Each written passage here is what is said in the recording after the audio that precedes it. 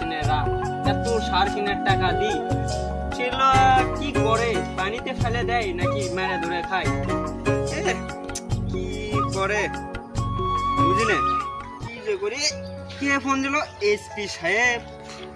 না, এখন তো ফোন ধরা যাবে না, এখন ফোন ধরলে তো সমস্যা।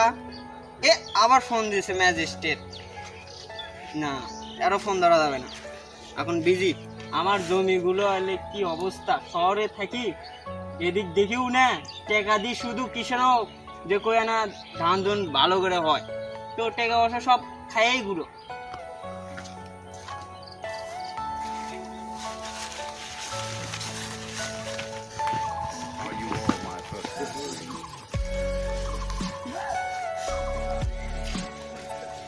বাবা যে বললো জমিগুলো দেখা সারটা দিতে হবে নাকি দেখা, আমি তো জমি চিনি না, কি করা যায়? আমি তো শহরে থেকে ব্যস্ত।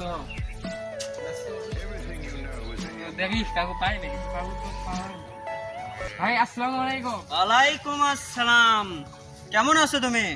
হ্যালো, দেখে তো মনে হচ্ছে আপনি গ্রামেরই। হ্যাঁ, আমি এই গ্রামের একটা ছেলে। হ্যাঁ, একটু বলতে পারবেন কি এই জমিগুলো কাদের? আরে পাগল, এগুলো হচ্ছে আমার বাবার বাবার, মানে তার বাবার। আমার নানা ছিল রাজা, আমার বাবা ছিল জমিদার। তা এখন বাবা মারা গেছে, নানাও মারা গেছে, এগুলো সব আমার। ও আচ্ছা, আসলে আমি শুনলাম এখানে আমাদের জমি আছে। সে তো থাকতেই পারে, তোমার জমি মনে হয় তো ওগুলো ওই কোনার দিকে। আর এগুলো তো আমার, এই দেখ গাছ, এই দেখ খেজুর গাছ, ইউক্যালিপ্টাস গাছ, এগুলো আমার, এগুলো আমার বাবা লাগিয়ে দিয়ে গেছে। আর জয় ভাইয়া, এগুলা তোমাদের জমি, তোমাদের সাথ দেওয়া হয়েছে। এবার তো মনে ধরা পড়ে এলাম, আমি তো কিছু বলে তাকে যাওয়া লাগবে, সে তো বোঝা লাগবে। মনে হয় তো তোমার বাবারই এগুলো জমি। আমার তো বয়স হয়ে গেছে, বয়স্ক মানুষ, 60-70 পার হয়ে যাবি, তো মনে হচ্ছে কি কম দেখিচ্ছি, আর তোমাদের জমি হতে পারে, ব্যাপার না। আমি চলে গেলাম, তুমি কিছু মনে করো না, বয়স হয়ে গেছে। মানুষের চেহারা দেখে বোঝা যায় না কে ভালো কে চিটিং। আজকাল মানুষের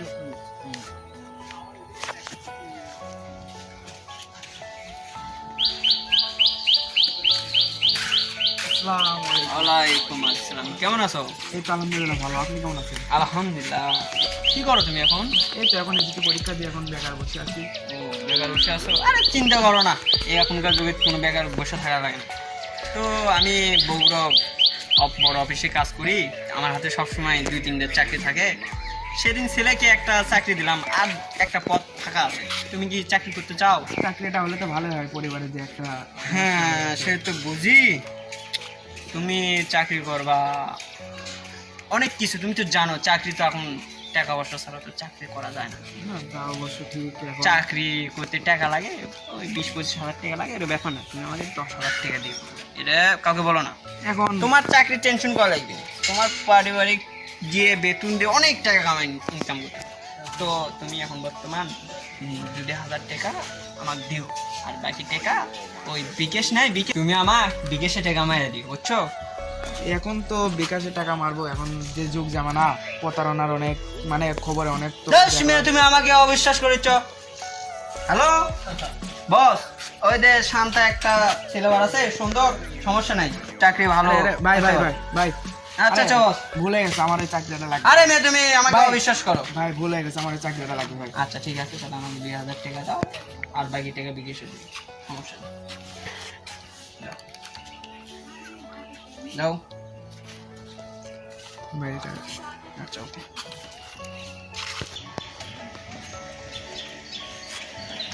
ঠিক আছে, তুমি তো টাকা দিলা, বুঝছো? আর বাকি যেগুলো টাকা আছে ওগুলো তো বিকাশে দিবাই, আর বাদ বাকি যে কাগজপাতি, তোমার যেগুলো কাগজপাতি, ওগুলো তুমি আমাকে কালকে 4টার থেকে তুমি দেখা করবা ওই পাম্পে, টাইলার পাম্পে, ওখানে আমি ওখানে থাকবো, তুমি একাই আসবা, কিন্তু আমি তোমার কাগজপাতি দিয়ে তোমার চাকরি কনফার্ম, 2 দিনের মধ্যে তোমার চাকরি হয়ে যাবে। আর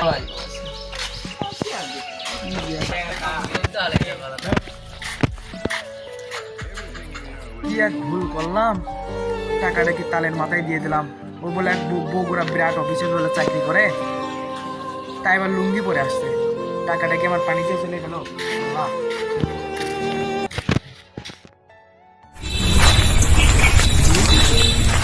আসসালামু আলাইকুম ভাই। ওয়ালাইকুম আসসালাম। কেমন আছো ছোট ভাই? ভাই আপনি যে আমার বিদেশ নিয়ে যাবেন বলে 4 লাখ টাকা আমার তো কোনো কিছু করলেন না ভাই।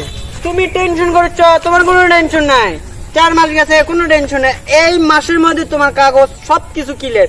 এই মাসের মধ্যে তোমাকে আমি বিদেশ দিয়ে পাঠাবো। কাগজপাতি ঠিক হচ্ছে বাবা, এগুলো তো কাজ তো খুব একটা সহজ না, আপনি কঠিন কাজ। 4 মাস ধরে আপনার পাসপোর্টও তো ঠিক হয়নি, ভিসা তো দূরেই থাকে। আরে বোঝো না, তুমি টেনশন করো না।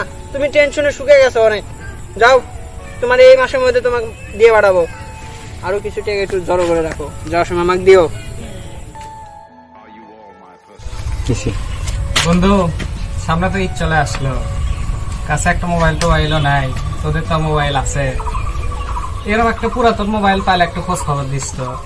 বন্ধু এখন পুরাতন সে নতুন কেনাই ভালো। ফোন যে যুগ নামছে, চোরটা খুবই বাড়ছে।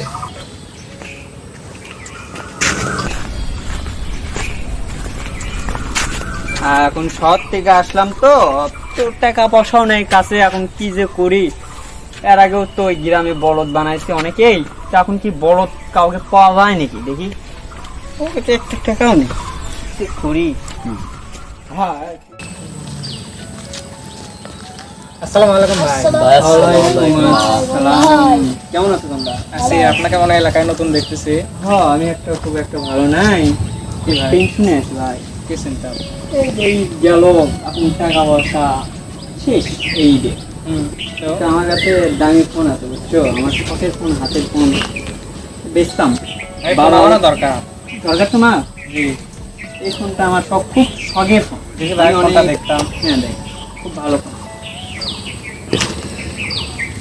সব নতুন দেখেন, সব নতুন, সব নতুন। এই 2 ফোনটা মাস সব হচ্ছে। ঠিকই দেখা যাচ্ছে। ফোনের দাম কত ভাই? আমি তো কিনছিলাম 12,000 টাকা। আপনি কত দিলেন? আপনি বলেন একটা দাম, আমি ওই 9,000 টাকা বলে ছাড়। একটু কিছু কম করেন। আপনি বলেন কয় টাকা বলেন? 5,000 টাকা আছে ভাই, 5,000 হলে দেবেন। 5,000 টাকা তো হয় না। আচ্ছা দাও, আমাকে লাগিয়েছে। অনেক সমস্যা আছে, কারণ তো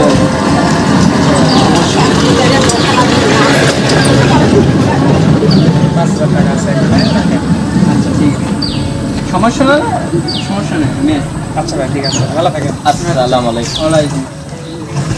থাকো, সবাই ভালো থাকো। বড় ভাই, আপনি তো দাম করে মোবাইল কিনলেন, কিছু তো চুরার মোবাইল না ভালো মোবাইল কিছু তো বললেও না, তে কাগজপাতিও তো নিলেন না। এ ভাই, তাই তো, আমার তো সেটার কথা মনে নাই। আমি যদি চোরাও হয় ফস করে কিছু হয়ে যাবে। আচ্ছা, দেখা যাক কি হয়।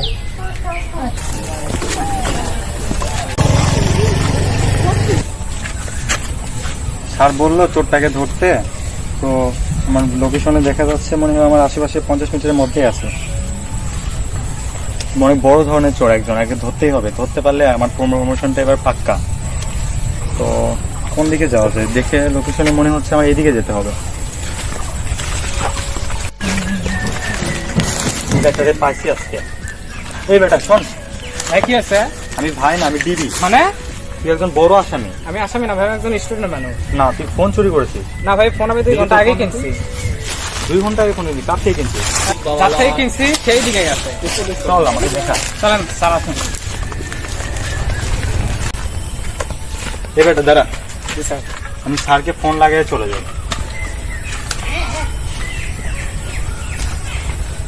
হ্যালো স্যার, আসামিরা পাওয়া গেছে, আপনি বাগমারা জঙ্গলে চলে আসেন।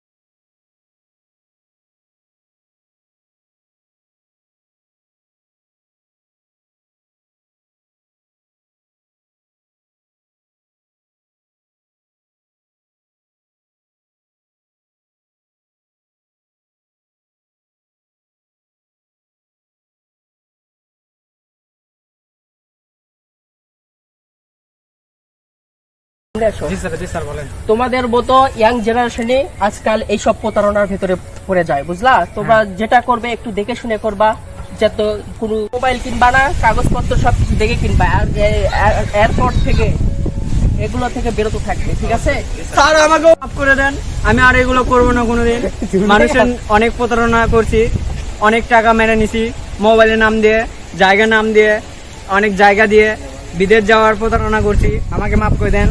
আর আমি দর্শক বিন্দুদেরকে একটা কথা বলতে চাই, আপনারা কেউ আর এগুলো করবেন না, যে কাগজপাতি ছাড়া কেউ কোনো কিছু বিশ্বাস করবে না। এখন ডিজিটাল যুগ এসে গেছে, আপনাদের সবসময় আশেপাশে সিআইডি এবং পুলিশ থাকেই, আর ডিজিটাল মাধ্যমে আপনাদেরকে ধরে নেওয়া কোনো ব্যাপারে না।